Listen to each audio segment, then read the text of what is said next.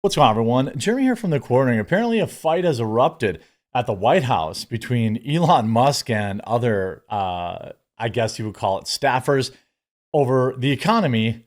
Some heated arguments in front of Trump. And apparently, the mainstream media has never worked in a situation. I guess this is probably totally normal. If you've ever worked around multiple strong willed men, fights happen every day. Not physical fights, but screaming matches, almost certainly. I mean, they made a whole television show about it. Orange County Choppers. Does anybody remember that? The mainstream media is saying, fight erupts. Well, let's take a look at all the details here. I would say it's going to be pretty interesting. I think Elon's getting a little tired of Tesla getting pummeled in the stock market and things not changing fast enough. I agree. As a Tesla shareholder, I don't have a lot of shares, but they've literally done nothing but go down since I bought them. Although the past week's been pretty good. I'm almost back to break even. But let's take a look at this. Huge shout out to Meta PCs. It's my computer sponsor, promo code The Quartering. If you're looking for the new NVIDIA 50 series graphics card, they have custom built PCs, ready to ship PCs, financing, laptops. It's the only computer I use. It's the only computer I recommend to friends and family. Promo code The Quartering to save. Link in the description.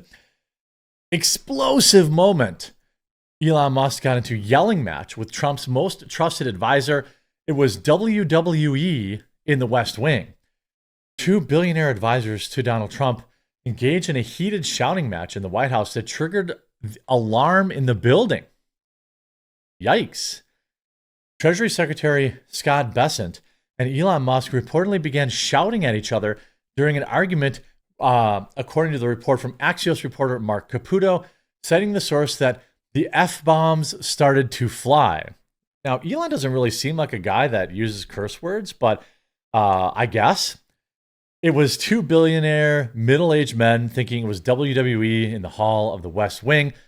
A witness said, the fight did not come to physical blows, but the news illustrated a growing power clash with Musk and members of Trump's cabinet. It was quite a scene. It was loud, and I mean loud, another witness said. Now, look, I don't know. I know that Elon Musk is very smart about a lot of things.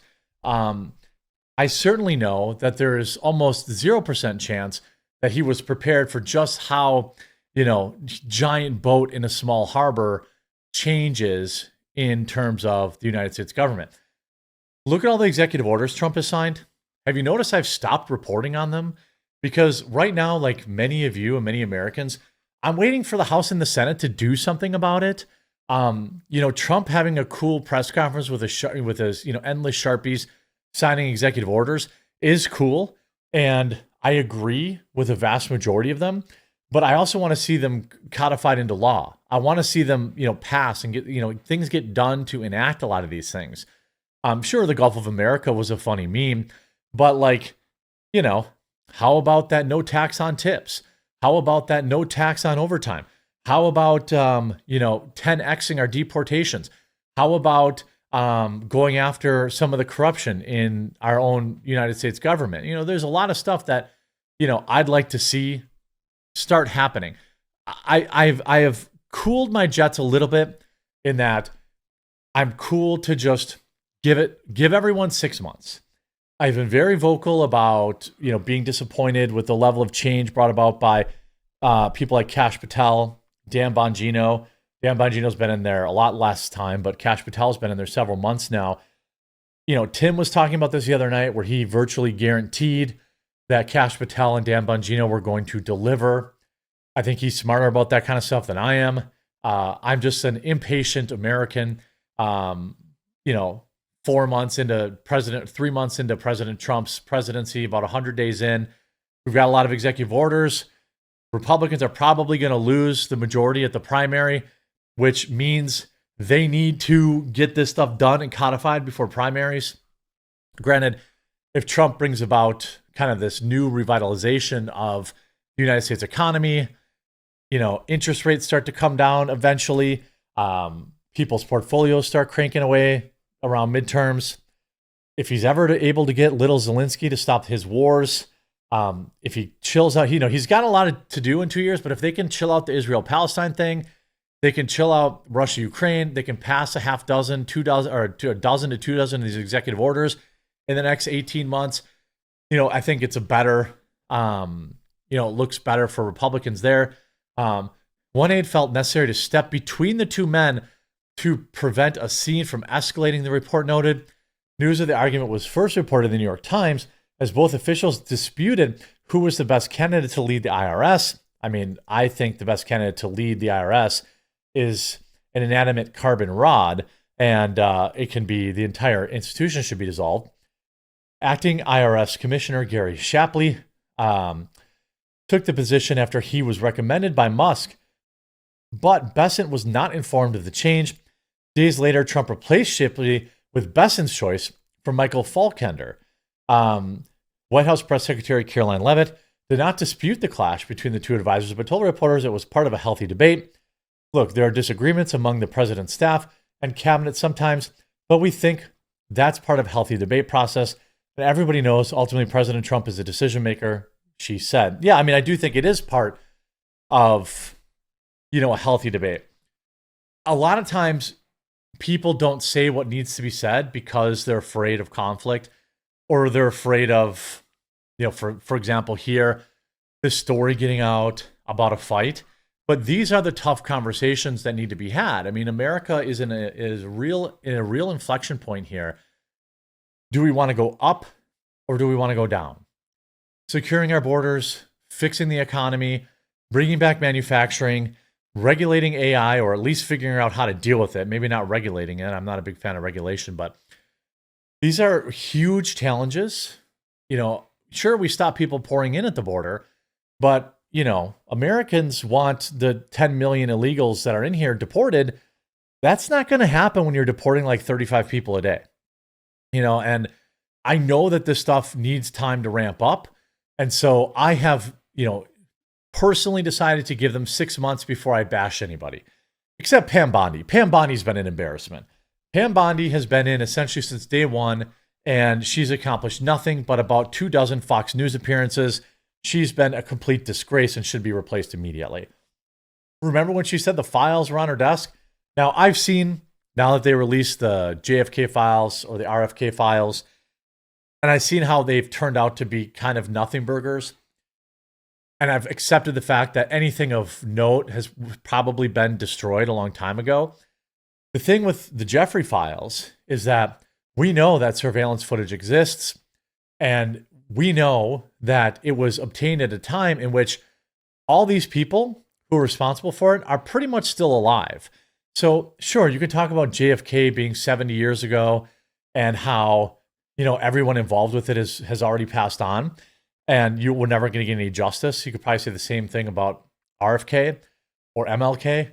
However, with Jeffrey's files, we know what was collected, we know where it went, and we know that the people responsible for it are still alive and can go to jail and can receive justice. Trump, I go back to the story here. Trump ultimately chose Bessent, who fought to control agencies under his purview. What surprised a lot of people is Scott is so mild-mannered. He has his limits and he can roar, a Bessent supporter who was briefed on the argument said, adding that the Treasury Secretary cannot stand Musk. This goes pretty deep and pretty far back, but he's acting like a grown-up about it, the source added. During the chaotic week of tariff announcement and whipsaw gyrations of the stock market, Bessent helped stabilize the messaging environment surrounding the administration's actions on trade, helping soothe the markets.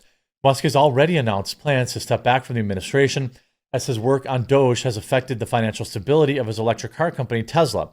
Now, I think that is obviously true, and there's been an immense amount of pressure on that stock from short sellers, basically since its inception, but also I think more now than ever of like kind of these globalist people that want to tank the Tesla stock to encourage Elon Musk to leave the federal government. I think he's cut enough. Maybe bring him back, let him work on Tesla, get the robo-taxi out, figure out what the heck he's going to do with the Cybertruck since it's basically been a failure. And I say that as someone who owns one. Whether he's going to move on from it, which I think he probably should do, or maybe hopefully he can repurpose some of that technology for robo-taxis. figure that stuff out, then come back in like 2 years and see how many of the cuts have been actually enacted. Did they get rid of the Department of Education? Did they cut this kind of stuff? I think it's fine for him to take a break. Now, the left will see this as a victory, and I'm okay with that. It's fine. You can take your moral victories. The real victory is in the cutting of USAID and some of these other arms that, and then codifying that, hopefully, and getting it through the House and getting it through Senate, things of that nature. Now, I'm not super good at I'm not super well versed on the executive order process, but I do know that like it doesn't just happen. It can with pardons, we know, but I just want to see something. Like, give me like 30-40% of what Elon's Doge has already proposed to be cut. Stop the 200-year-old people getting Social Security, get rid of USAID, get rid of a lot of DEI programs, and I will consider his time in office, helping President Trump a huge success. Then he can come back in 2027 for 2 months around midterms and really rile people up again. Musk is already, so the billionaire tried to soothe investors in an earnings call on Tuesday, starting probably in the next month. In May, my timeline allocation to Doge will drop significantly. Musk said on the call, adding he would only spend 1 or 2 days advising the White House, which is still a lot. Ever since he said that, the Tesla stock, dropped big on Thursday? This is last week, April 17th. And then basically the Tesla call, I think, was Tuesday. So since a low of 231, the stock's up, to 255. So that's $25 a share. If you look at 1 month, it's still down $25 a share, or over 6 months, it's down just $6 a share. Year to date, it's down $125 a share. If you had bought in at $400 in February, you're not feeling great right now. But if you look at 5-year, it's up 425%. This was where he took over, and there was obviously a reaction to that in Doge. So when he comes back, I expect to regain at least half of that. I think Tesla will be at least a $300 or $400 stock, maybe 500 or more. So reporting on, Elon Musk and Scott Bessent having heated argument, I think that's a good thing. And I think more of this should happen. People should not be worried about offending people. And they should be getting after the nature of, the business of fixing this country, because that's not going to be easy and it's not going to be pretty. I hope you're informed and enjoyed this video. If you did, please make sure you leave a like on it. If you haven't yet, subscribe or follow down below. We'll talk to you again real soon.